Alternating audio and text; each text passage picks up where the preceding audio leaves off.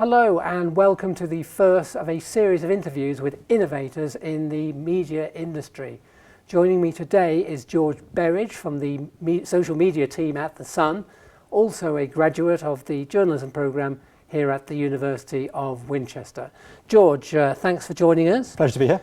Now, in a nutshell, can you tell us what's different about social media journalism compared to journalism as we've known it hitherto? I suppose the main difference is whereas previously journalists would work to print deadlines and work filing copy throughout the day before the paper goes to bed, now social media journalists and journalists in general are required to copy breaking stories and put them out very, very quickly.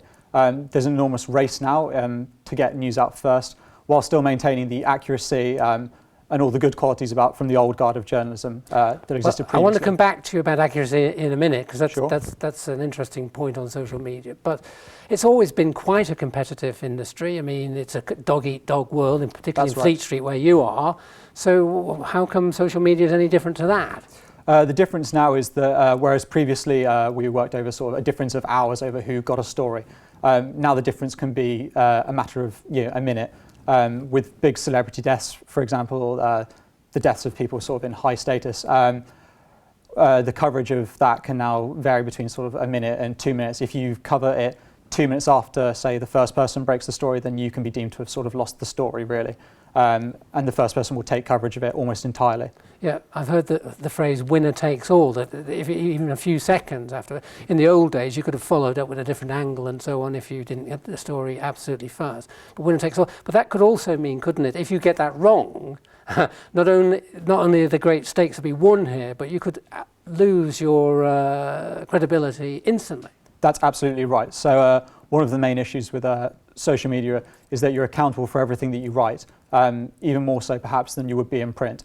That is to say, if in social media, if we were to perhaps get a wrong detail over, say, the age of someone who had died, we'd be instantly held accountable to that. And people who feel very passionately about certain issues obviously are keen to see that we report things right and report things accurately and fairly. So we're held accountable by all these people, which is important, and it's good for journalism that we're held to the same high standards that people would expect from print. But to go a bit technical on you now, for some of our viewers who know a bit about media law, I mean, court reporting must be an absolute nightmare, because what can be said, what can't be said, what stage a case is at, I mean, it varies by the hour, varies by the minute. So the chances of making a mistake on court reporting must be enormous. Yes, so obviously with reporting around legal issues, it's very important that as a social media journalist, sort of up to date with current media law as it stands and following cases very, very carefully. So judges, as you know, will often put in reporting restrictions on what can and what can't be reported. We're seeing now that more and more judges are allowing journalists to report via Twitter from courtrooms, which previously was unheard of because we weren't allowed recording devices in courtrooms. So now it's very, very important that when we're publishing via social media, we're fully up to date on what law is in act when we're covering a case. So, for example, we've got the Adam Johnson case, which has just recently finished. It was very important when covering that to be fully aware of what laws were in place regarding the coverage of the victim.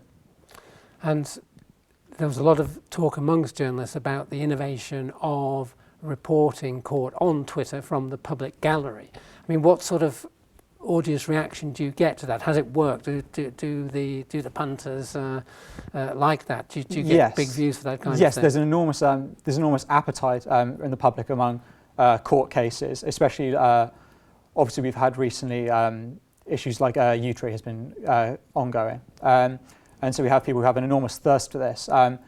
But so while it's important to give people sort of what they want, it's also important that we're still maintaining absolute accuracy over all these issues. We have to be held to the same account that print journalism would be. So in that way, that social media journalism is very, very tense sometimes when reporting court cases, because the necessity to be right and be perfect with regards to a law is absolute. That's great. Now going back to the competitive theme, I mean, it's one of the great attractions of journalism. It's a great motivator. You want to win, you want to be first, you want to get the big audiences.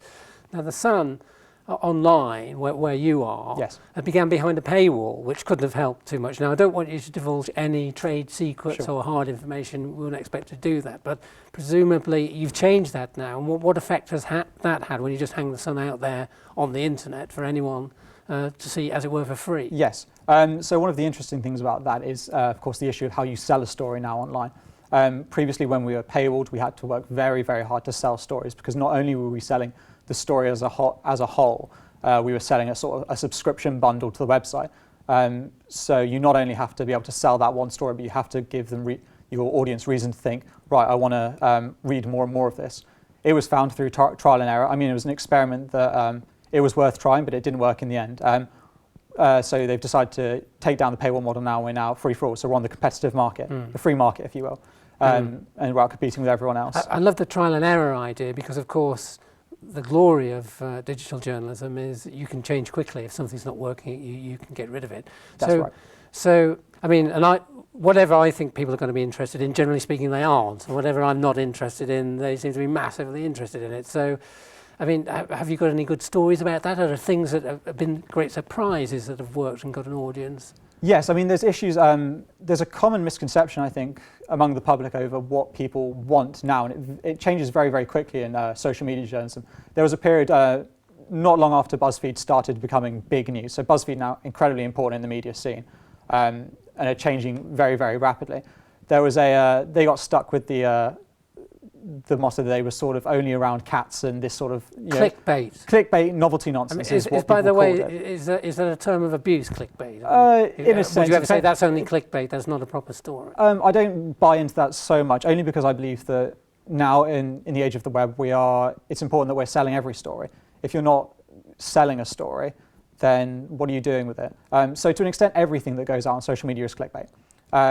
The only issue is when you are misleading people over what the real story is, which can be deemed as clickbait in the derogatory sense. I love the Sun social media and its Twitter account, but it is extremely tabloid, isn't it? I mean, it does seem to be driving much more towards an American sort of if it bleeds, it leads sort of thing, of quite horrific crime stories mixed with cute animal stories and all the rest of it. Not much analysis there, not much reflection. So are we? Would you say that the social media version of the tabloids are like intensified I think there is something? You're quite right in one element. I think the need is to amplify the Sun sort of brand. Obviously, we're on a mass market now. We're competing with lots of other people, and you will find that all across social media, newspapers, even in that normally would take a very conservative view in print, online will be quite loud about something, and will be slightly more tabloid. We'll see even papers like The Independent, rest in peace. We'll see them being much more tabloidy around their stories. The issue is, of course, that everyone's competing over the same story. The issue is to be sort of the loudest and the brashest in the room, and that is often what gets the clicks. Can I ask you how the Sun social media fits into the social media environment? I mean, there must be more opportunity to link it with Facebook and so forth. Where are you getting your traffic from? Where have they been just before they come and look at the Sun? If you can tell me that, if it's not a trade secret. Sure. I mean, it's no great secret that most of the traffic via most news publishers now comes via Facebook. We see an enormous percentage of our social traffic come via Facebook. Twitter, while there's a lot of it's making a lot of headlines at the moment with its stock prices falling and the future of Twitter, how it's going to look in sort of a few years' time, is interesting. Actually, most publishers are far more concerned with Facebook. We're far more interested in what Facebook does, because Facebook manipulates the algorithm that it uses to show people things on their timeline. And we can find that when they tweak something like that, we can be instantly, our traffic can rise or fall very, very quickly, because it determines what people see. So we're constantly maneuvering around that. So it's constantly sort of beckoning to Facebook's call at the moment. Fascinating. So Facebook is really a strong media power, isn't it? Yes, that's correct. Is it more powerful than the Sun in terms of what people are reading and thinking about? It's more a platform, I think, is the issue. So everyone has sort of... Facebook like the idea that publishers have an equal chance on Facebook, and that it's a competitive market in its own brand. What actually happens is Facebook are fairly closed off in what they tell people about how they change things. They're much more interested in changing things for people who use it on a daily basis, for the consumer, rather than publishers. they don't tell publishers an enormous amount about how they change the way their system works. So it's often the publishers are following Facebook in terms of what they're doing and how Facebook believes what audiences believe to be valuable. So to an extent, yes, Facebook is incredibly powerful, and we are constantly chasing after what they want, which is difficult in one sense, but yes, very important at the moment. One thing that's said in these circles about the broadsheets online is that a lot of people share the articles but don't actually read them. They don't click through. Yes. That's a phenomena. Do you notice that with your own work, or? Yes, absolutely. So and you'll find this everywhere. So there was quite a recent after the horrific attacks in Paris. Yes. Around the same time, there was also an awful attack in Lebanon. There was a lot of debate over whether the media, a lot of people on Facebook sharing articles and sharing posts saying the media aren't covering Lebanon the same way they're covering Paris. Is this unfair? Now, it's simply not true to say that the media weren't covering Lebanon.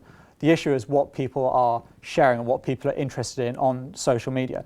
So people like to share articles about an attack in Lebanon to make sure they seem worldly and they seem that they're involved in current affairs. But actually, and the same result is through from every publisher, not just The Sun, that people are sharing these articles, but actually they're not clicking through to them and they're not reading them because they like to seem informed. But actually, when it comes to it, an attack like Paris, much closer to home, and it resonates with them much, much deeper. And so you'll find enormous stories on a story like Paris, but you simply won't find them in world affairs stories because people aren't that interested in them. People claim to be, but they're just not. And it's a sad fact of social media. That's fascinating. Do you get the same kind of stratification that's broadsheet to broadsheet online?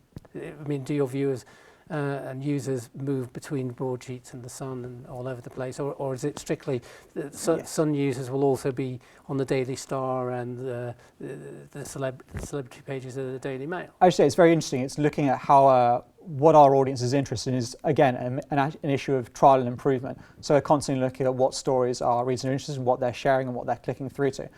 We often find this crossover with what broadsheets are publishing, and it seems more now so than ever, that broadsheets like The Telegraph, for example, are publishing lots more tabloidy stories in order to compete with tabloids on social media, which is very interesting.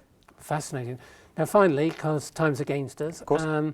as ever, the future of this phenomena. How do you see that developing? You're there at the cutting edge, really. You've been a couple of years now Sure. in that media team at The Sun, quite a small but growing team, and the status of the social media within The Sun must be rising. Yes, it's relative to the paper. Yes, it's a very, very interesting time to be working in social media in newsrooms at the moment, especially within print newsrooms. It used to be a bit of an adjunct. We'd fill up the newspaper. Oh, and by the way, we'd kind of advertise the content on and this is on how this newfangled internet thing. Yes, and that's how most publishers viewed social media until, say, the last 5 years.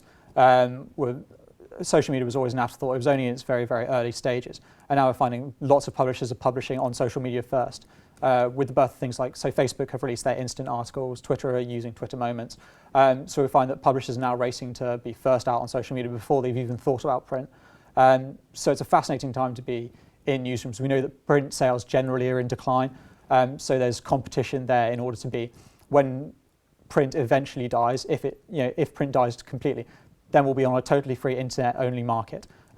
It's very, very interesting to see how that's going to progress over the next sort of 5-10 years, to see where the playing field is then. Very interesting. Well, George, that's been fascinating. Thank you very much. And I hope you'll come back and tell us a bit more about it in due course. Of course. That was the first of our series of interviews with innovators on the cutting edge of journalism, George Berridge from the Sun Media team.